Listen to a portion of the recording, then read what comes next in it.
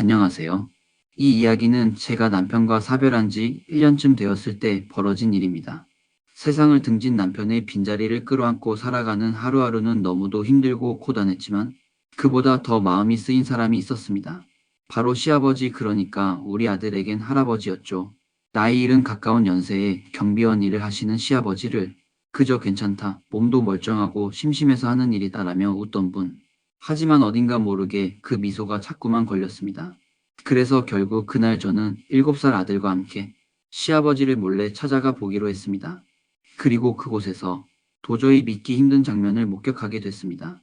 저는 올해 38, 7살짜리 아들을 키우고 있는 평범한 엄마입니다. 남편은 1년 전 사고로 세상을 떠났습니다. 갑작스러운 일이었어요. 교차로에서 일어난 대형 교통사고. 그날 이후로 제 인생은 조각난 유리처럼 바닥에 흩어졌고 남은 가족들과 서로 의지하며 살아가야만 했습니다. 시댁은 단출한 편이었습니다. 시어머니는 오래전에 돌아가셨고 시아버지는 오직 외아들인 제 남편 하나만 바라보고 사셨어요. 그래서 남편이 떠났다는 소식은 그분께도 영혼이 무너지는 충격이었을 겁니다.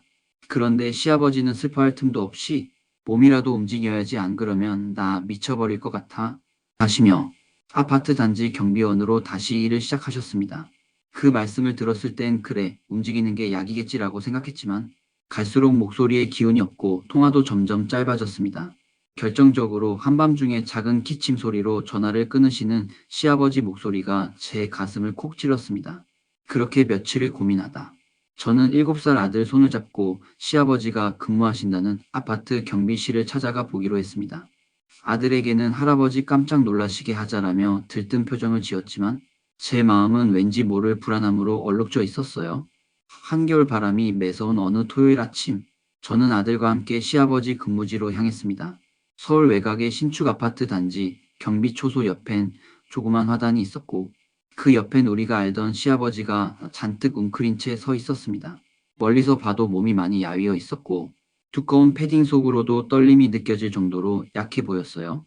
하지만 그보다 먼저 제 눈에 들어온 건 한 입주민으로 보이는 중년 남성이 시아버지를 밀치고 있는 장면이었습니다. 몇 번을 말해요. 내가 부탁한 택배를 잘 보관해 놓으랬잖아요. 나 지금 이 일로 회의 늦게 생겼단 말이에요.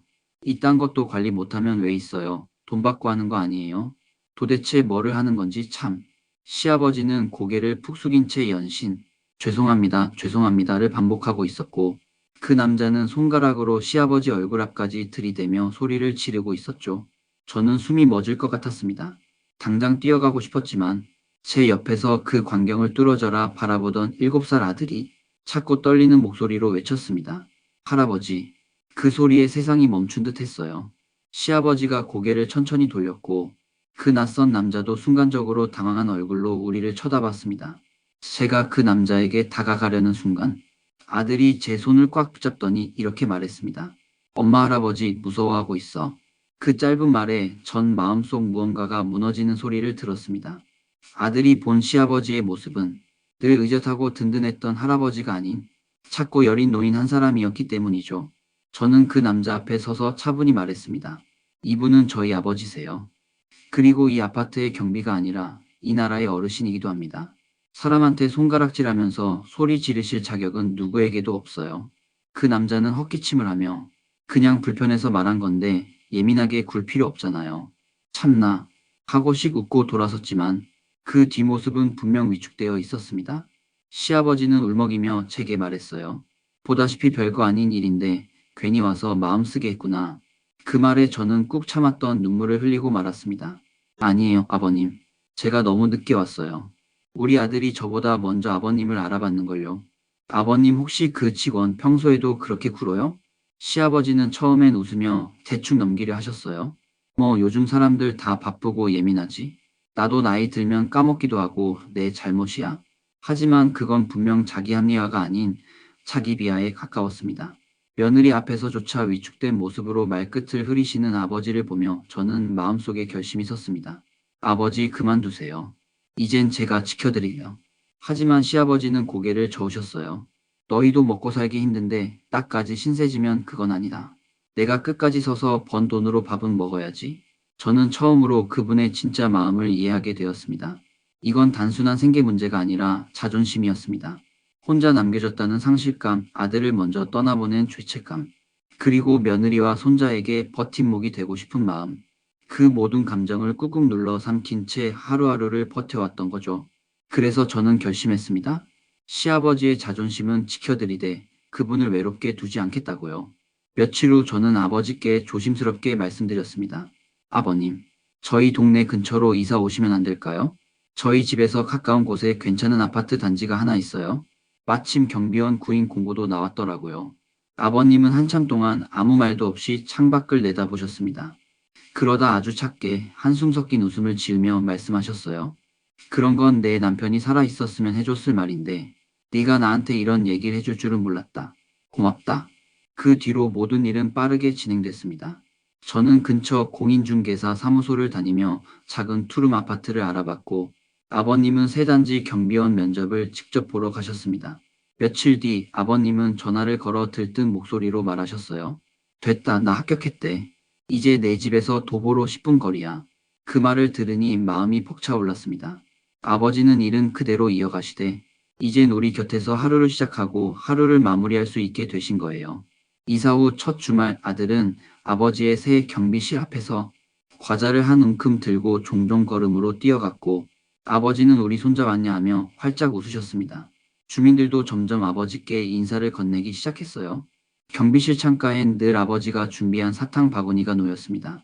그 작은 바구니 하나에도 이제 외롭지 않다는 아버지의 마음이 담겨 있었죠. 아버지의 얼굴엔 다시 생기가 돌기 시작했습니다.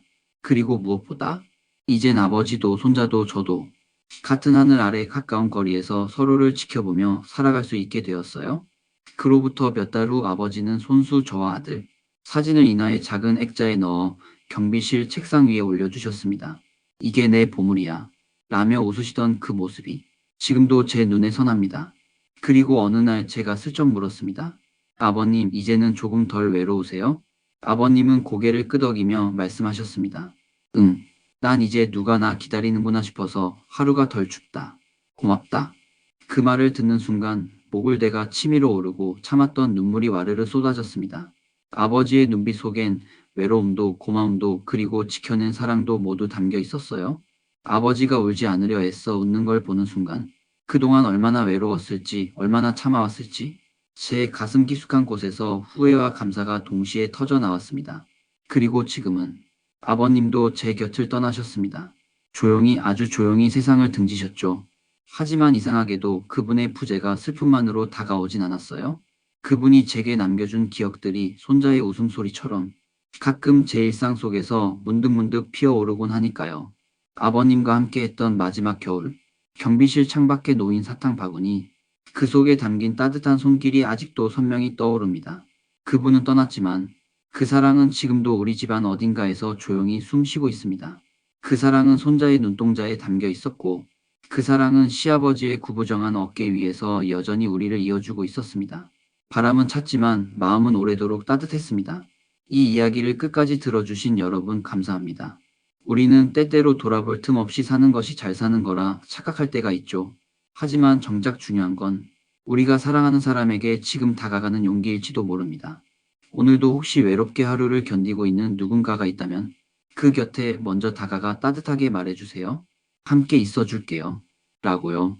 영상이 마음에 드셨다면 구독과 좋아요, 알림 설정 부탁드립니다. 당신의 이야기도 언제든 들려주세요.